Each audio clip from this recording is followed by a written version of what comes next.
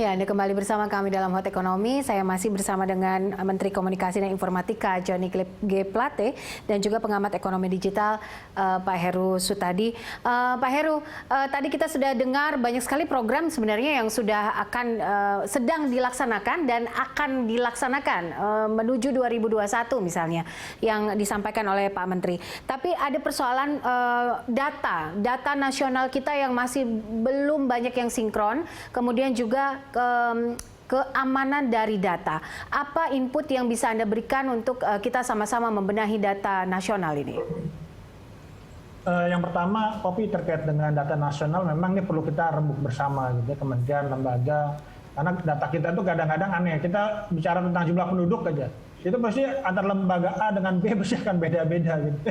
Karena memang masih sudah dilakukan tiap 10 tahun gitu. Jadi datanya mungkin berbeda-beda karena acuan atau referensinya juga berbeda-beda. Ini memang kita harus mengurangi lah ego sektoral bahwa ini sebuah data yang kita pakai, terutama misalnya kita presentasi keluar nih Indonesia gimana sih jumlah pulau kita berapa sih, ada yang bilang 17.000, 13.000, itu masih problem gitu, sehingga memang jalan keluarnya perlu satu diskusi antar kementerian lembaga untuk mungkin data-data penting Indonesia nih harus memang satu data gitu ya. Kemudian terkait dengan sekarang ini yang menjadi isu internasional ini adalah bagaimana kita melindungi data pribadi gitu ya. Apalagi setelah Uni Eropa termasuk Inggris juga meluncurkan apa yang kita sebut General Data Protection Regulation atau GDPR. Dan mungkin juga Kementerian Kominfo juga telah menyampaikan hal ini ke DPR untuk kemudian dibahas bersama gitu ya. Hanya beberapa catatan yang perlu dikemukakan di sini adalah bahwa kebetulan saya menjadi advisor di beberapa negara untuk masalah perlindungan data pribadi. Jadi memang di dalam GDPR itu sendiri yang menjadi perdebatan itu adalah tentang pengontrol data dan pemproses data. Jadi kita mau seperti apa? Apakah memang pengontrol data dan pemproses data ini dibebaskan saja, sementara tetap ada pertanggungjawaban misalnya di pengontrol data, tapi pemproses tidak diberikan tanggung jawab apa-apa. Tapi atau kita mau dua-duanya? Karena betapapun di Indonesia ini cukup unik gitu ya. Jadi misalnya dalam beberapa kasus misalnya kebocoran data Facebook gitu ya.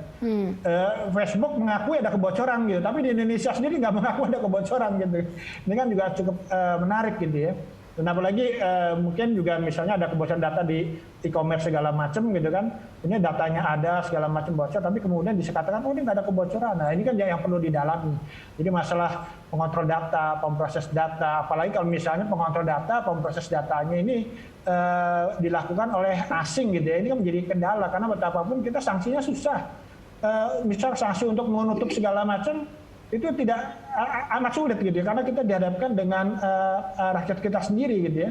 Saya punya pengalaman dulu bekerja di regulator, menjadi bagian dari Kominfo, Pak Menteri. Jadi memang waktu itu kita mau menutup yang namanya BlackBerry, kita berhadapan dengan masyarakat. Kenapa? Karena pada saat itu BlackBerry udah dipakai banyak orang, udah jutaan orang. Kita mau nutup juga, akhirnya masyarakat sendiri yang protes gitu ya. Sama juga misalnya memberikan sanksi penutupan Facebook, pasti akan banyak juga yang protes, seperti waktu itu kita pernah menutup Telegram dan kawan-kawan gitu ya. Nah ini yang menjadi perhatian. Kemudian yang kedua itu adalah bahwa ini harus ada satu lembaga seperti apa yang mengawasi, mengontrol dan mengendalikan gitu. Apakah memang ini di dalam pemerintah atau ada satu lembaga khusus gitu ya. Karena kalau kita lihat di undang-undangnya itu masih belum jelas ini.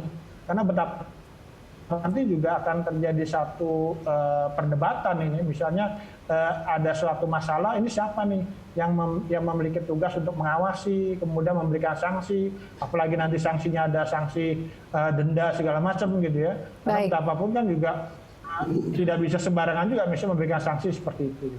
Oke, baik. Pak Menteri, mohon tanggapannya untuk persoalan pusat data nasional, kemudian juga keamanan data kita. Apakah memang perlu ada lembaga controlling untuk ini? Begini, kalau substansi RUU-nya ini kita ya Indonesian GDPR itu mengacu kepada EU GDPR substansinya.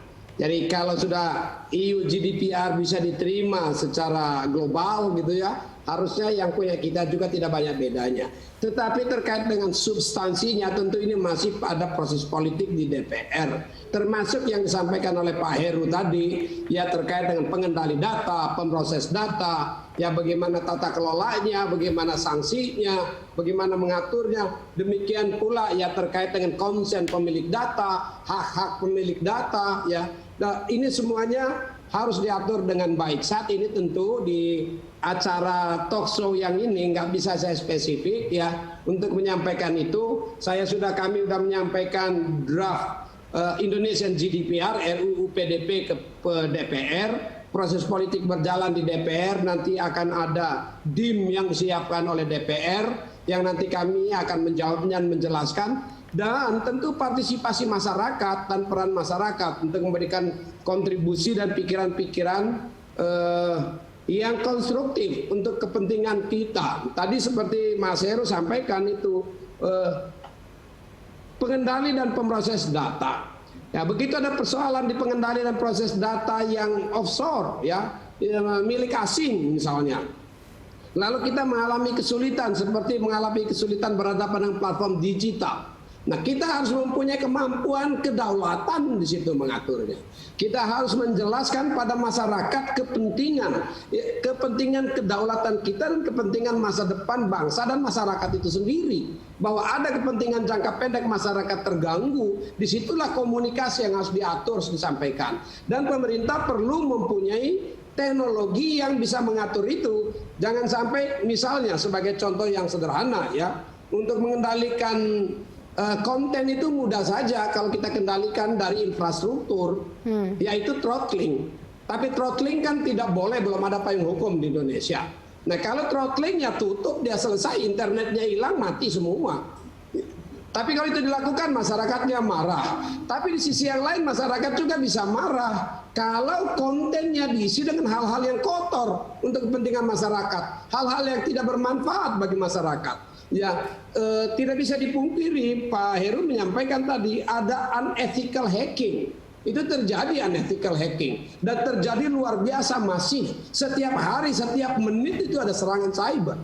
Ya. Nah, ini yang harus kita jaga dengan baik. Nah, bagaimana nih disinilah ya antara payung hukum regulasi yang harus kita miliki, di sisi yang lain teknologi harus kita miliki, dan sumber daya manusia yang kita miliki agar bisa mengendalikan sehingga ruang digital dan ruang cyber kita bermanfaat dan bersih gitu ya.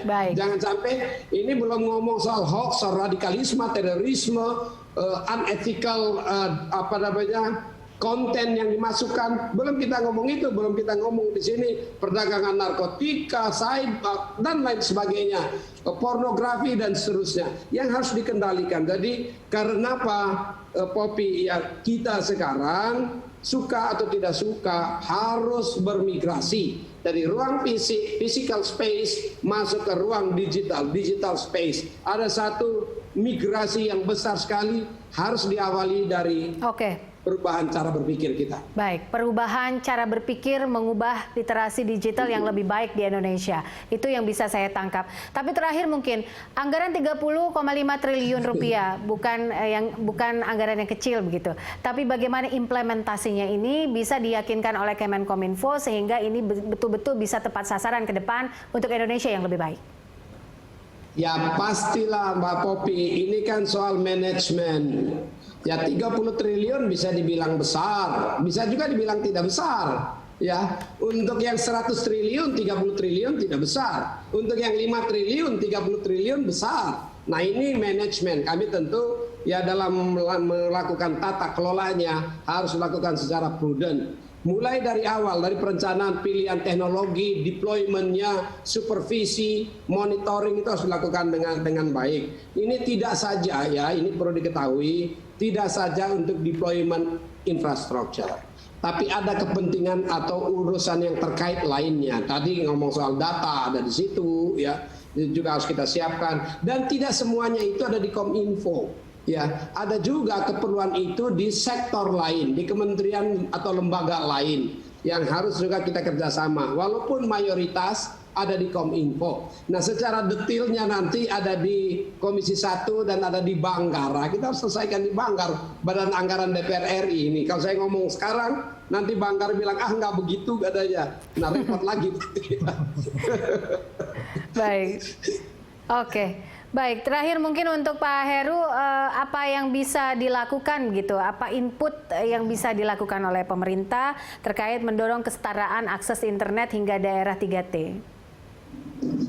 Ya, jadi memang transformasi digital ini adalah sebuah kebutuhan bagi kita untuk bisa masuk menjadi negara 10 besar di 2030. Dan memang kalau kita lihat ini suatu proses yang harus dijalani nih, pembangunan infrastruktur, pembuatan layanan digital, aplikasi digital, konten digital, kemudian juga keamanan data segala macam. Dan memang Pak Joni ini nggak ringan gitu ya, bahkan jadi leading sektor dalam pembangunan ekonomi digital Indonesia. Ya.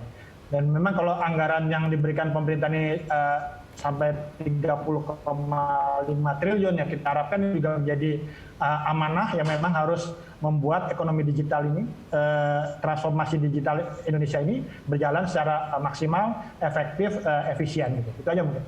Baik, oke Pak Heru, terima kasih. Sedikit aja Popi ya, sedikit aja. Saat sekarang ini tugas kita adalah Pak ya, meningkatkan internetifikasi untuk Indonesia. Tidak saja elektrifikasi, tapi juga internetifikasi. Dan memperkecil disparitas internet antar wilayah kita. Itu tugas yang besar yang harus kita selesaikan. Baik, oke. Pak Menteri, kami tunggu bagaimana nanti perkembangannya ini bisa terus digarap oleh Kemenkominfo, karena Indonesia juga sangat bergantung kepada teknologi dan informasi untuk menjadi negara maju di kemudian hari. Terima kasih untuk waktunya dan juga bincang-bincangnya bersama kami dalam Hot Ekonomi, Pak Menteri dan juga Pak Heru. Pemirsa, sampai di sini kebersamaan kita dalam Hot Ekonomi. Anda bisa mengirimkan informasi dan saran ke email kami di redaksi@berita1.tv atau follow kami via Twitter, Facebook, YouTube, dan juga Instagram. Saya Poppy Zaidra, mewakili seluruh kerabat kerja yang bertugas mohon undur diri. Dirgahayu Republik Indonesia ke-75. Terima kasih, sampai jumpa.